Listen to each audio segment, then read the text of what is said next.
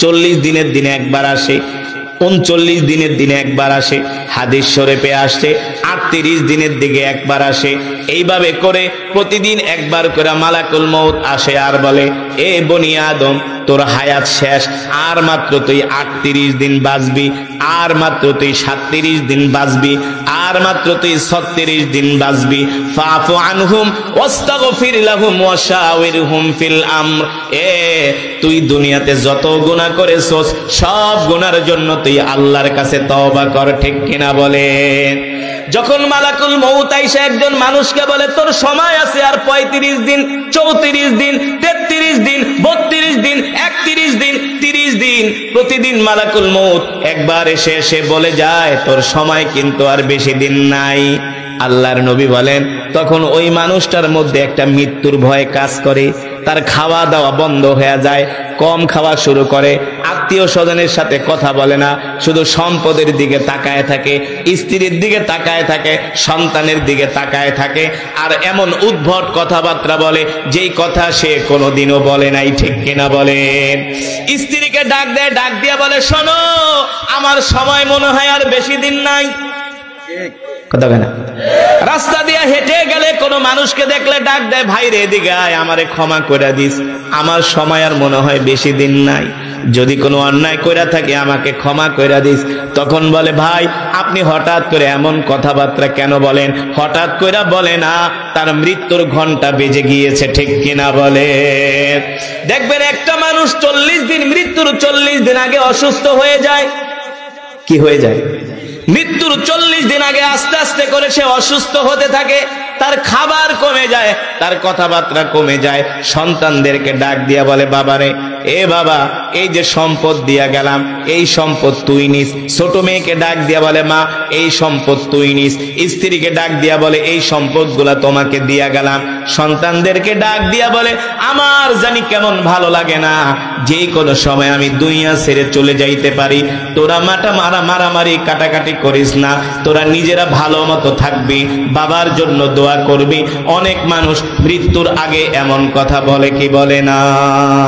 যারা বলে আল্লাহ রাব্বুল আলামিন সে কথাই কোরআনুল কারীমের মধ্যে বলেন, ওয়াজাআত সাকরাতুল মাউতি বিল হক যালিকা মা কুনতা মিনহু তাহিদ। পৃথিবীর জমিনে মৃত্যু এমন একটা বিষয়, প্রত্যেকটা মানুষকে এই মৃত্যু পাকড়াও করবে, প্রত্যেকটা মানুষকে এই মৃত্যু ধরবে।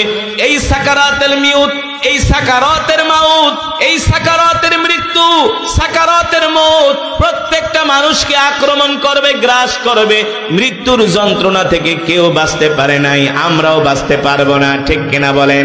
আল্লাহর নবী বলেন যদি আমার কোন নেককার বা উম্মত হয়, ওই নেককার উম্মতের জান এমন ভাবে কবজ করা হবে, আল্লাহ তাআলা আরশে আজিম থেকে জিবরাইলকে পাঠায়, মালাকুল মউত আজরাইলকে পাঠায় দিবে, আর বলবে মালাকুল মউত এই যে জমিনে যাইতেছো, যেই বান্দার জান কবজ করবা, আমার এই বান্দাটা আল্লাহওয়ালা, আমার এই বান্দাটা 5 ওয়াক্ত নামাজ পড়তো, আমার বান্দা ওয়াজ মাহফিল হইলে সবার আগে আগে ওয়াজ মাহফিলে চলে যেত, আমার বান্দা কোরআনের তেলাওয়াত শুনতো, আমার বান্দা হলো আমার প্রিয় বান্দা, সাবধান সাবধান আমার বান্দাকে কোনো কষ্ট দিবা না। আল্লাহ তাআলা মালাকুল মউত আজরাইলকে বলে মালাকুল মউত আজরাইল তুমি জান্নাত থেকে একটা সুন্দর রুমাল নিয়ে যাও। আল্লাহু আকবার। মালাকুল মউত জান্নাত থেকে একটা সাদা রুমাল নিয়ে আসে। কি নিয়ে আসে? সাদা একটা রুমাল নিয়ে আসে। সাদা একটা রুমাল নিয়ে আসার পরে যিনি আল্লাহওয়ালা, আল্লাহর পেয়ারা বান্দা, জীবনে কোনোদিন নামাজ ছেড়ে দেয় নাই, জীবনে কোনোদিন কোরআন ছেড়ে দেয় নাই, আল্লাহর হুকুম মেনেছে, তার মুখের কাছে এনে মালাকুল মউত বলে ইয়া আইয়াতুহান নাফসুল মুতমাইন্না, ইয়া আইয়াতুহান নাফসুল মুতমাইন্না ইরজিই ইলা রাব্বিকি রাদিয়াতাম মারদিয়া ফাদখুলি ফি ইবাদি ওয়াদখুলি জান্নাতি। আল্লাহু আকবার। জোরে বলেন আল্লাহু আকবার। মালাকুল মউত বলে হে পবিত্র আত্মা বের হয়ে আয়, বের হয়ে আয়, চিন্তা করিস না, টেনশন করিস না। যখন মালাকুল মউত সাদা রুমাল, জান্নাতের রুমাল তার নাকের মধ্যে ধরে, ওই রুমালের মধ্যে জান্নাতের খুশবু মেখে দেয়। আপনারা আতর মাখার পরে কি করেন? এইভাবে ঘেরান নেন কি নেন না? নেন না? ঘেরান নিলে কেমন লাগে? মানুষ যখন আতর মাখে, আতরের ঘেরানটা টান দিলে দুইটা চোখ বন্ধ হয়ে যায়, ঠিক কিনা বলেন?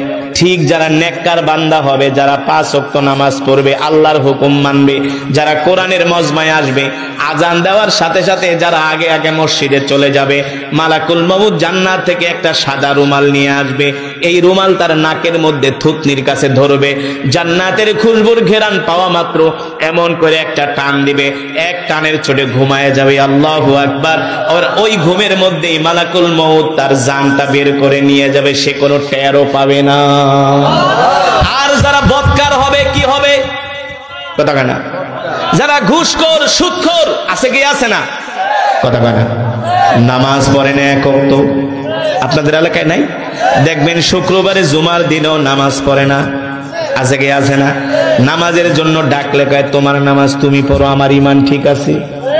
দেখবেন তারা মসজিদে যায় না, শুক্রবারে ঘরের ভিতরে বৈশা বৈশা বিড়ি টানে।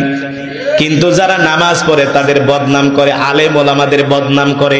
এমন কিছু গরু খাওয়াই না মুসলমান আছে কি আছে না? জোরে বলেন আছে কি আছে না?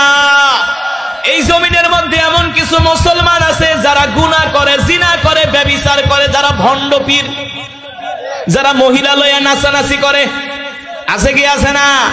যারা মহিলাদের, এগুলা কিন্তু হারাম। কোন পুরুষ কোন মহিলাকে মুরিদ বানাতে পারে না, ঠিক কিনা বলেন? পারে নাকি? কোন মহিলা স্বামীর অনুমতি ছাড়া কোন পীরের কাছে যাইতে পারে না। আর যদি স্বামীর কোন পীরের কাছে যায়, তাকে স্বামীর সাথে যেতে হবে, পর্দার সহিত যেতে হবে, ঠিক কিনা বলেন? তাও পীরের সামনে আসতে পারবে না, পীর তার চেহারা দেখতে পারবে না। এটা আমি নাম নিয়ে কোনো পীরের কথা বলছি না, সারা পৃথিবীর জমিনে যারাই আছে তারাই হলো ফাসিক, ঠিক কিনা বলে? এই যারা গুনাহগার হবে, নাফরমান হবে, মালাকুল মউত তাদের জান কেমন করে কবজ করবে?